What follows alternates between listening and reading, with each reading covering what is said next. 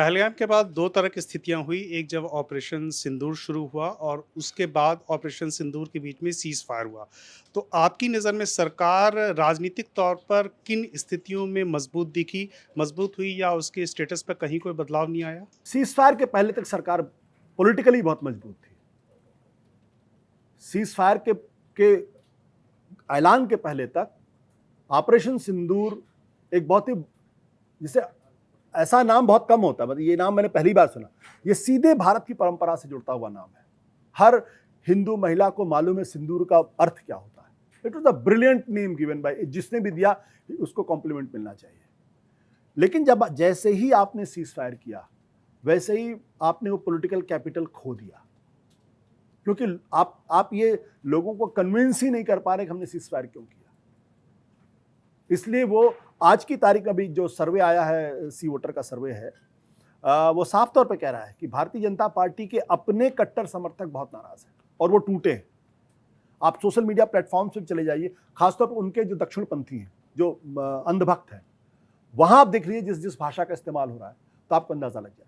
तो political capital cease fire के पहले तक बढ़ रहा था, सीज फायर के बाद से वो लूज किया। तो क्या ये बीजेपी का जो एक नैरेटिव था कि पीओके ले आएँगे या पाकिस्तान वाला जो नैरेटिव था वो फ़ेल हो गया या उसको अस्थायी रूप से मान लिया गया कि उसमें फ़िलहाल अब कोई प्रगति नहीं होनी चाहिए? आप किस मुंह से कहेंगे पीओके ले आएंगे? जब आपके पास मौका था तब तो आप लेके नहीं आ पाए। तब अब आपकी बातों को लोग, यही इसीलिए तो लोग नाराज हैं कि पीओके लेने का मौका था और आपने नहीं लिया।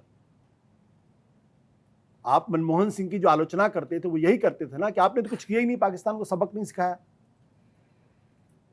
तो आपके पास मौका था, आप नहीं लेके आ पाए। अब मुझे बताइए कि उड़ी में ब्लास्ट हुआ, आपने सर्जिकल स्ट्राइक किया, आपने एलओसी क्रॉस किया। जब पुलवामा में हमारे 40 जवान शहीद हुए, आपने बालाकोट क्रॉस किया, आपने जाके पख्तूनख्वा में जाके आपने अटैक किया। जब उन्होंने पहलगाम में किया तो आपने उनके 9 एयरबेस तोड़ दिए। कल अगर आतंकवादी घटना फिर होती तो फिर आप युद्ध करेंगे। तो क्या देश हमेशा युद्ध के मोड में ही रहेगा? अगर युद्ध के मोड में रहेगा तो डेवलपमेंट कब होगा, विकसित भारत कब बनेगा? और ये अगर पाकिस्तान की रणनीति नहीं है तो क्या है फिर? क्या आपको उलझाए रखो, युद्ध के क्षेत्र में उलझाए रखो ताकि आपका दिमाग उधर जाए ही ना। ये अंतर्राष्ट्रीय साजिश नहीं है तो क्या है फिर? ये चाइना की साजिश अगर नहीं है तो क्या है कि आपको उलझाए रखो, आप युद्ध में जाओ।